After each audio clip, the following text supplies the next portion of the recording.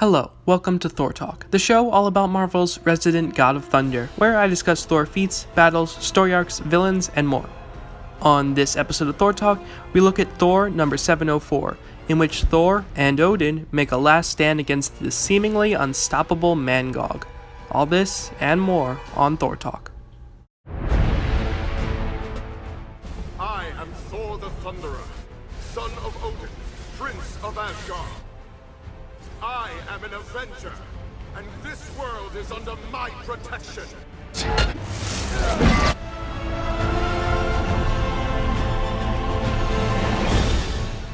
Whosoever holds this hammer, if he be worthy, shall possess the power of Thor.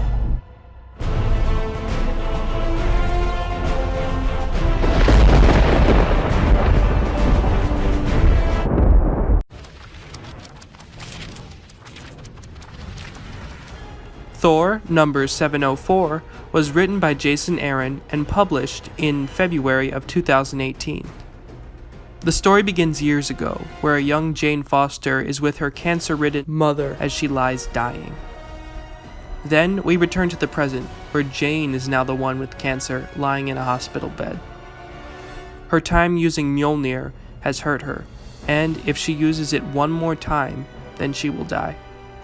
She lies there completely clueless of what is happening light years away.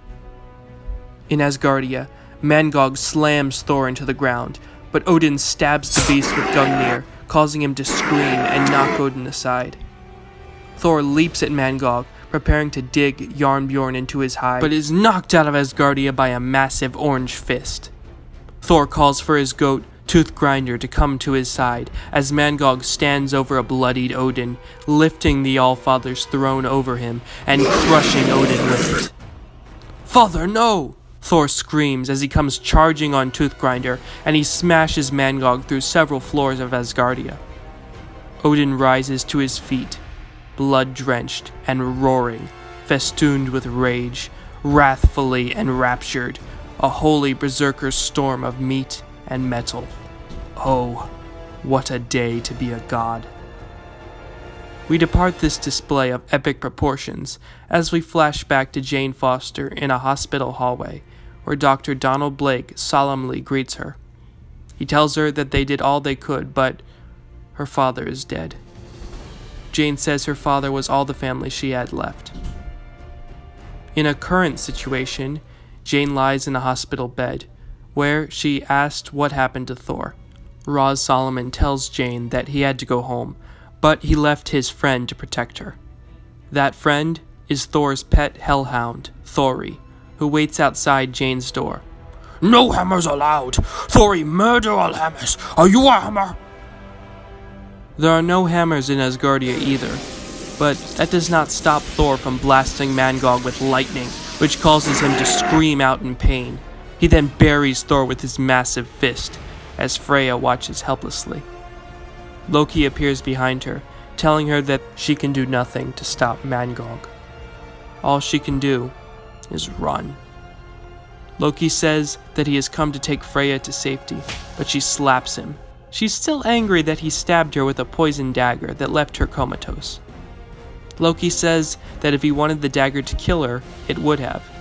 Malekith wanted Freya out of the way, and the only way to save her life was to do exactly what Loki did.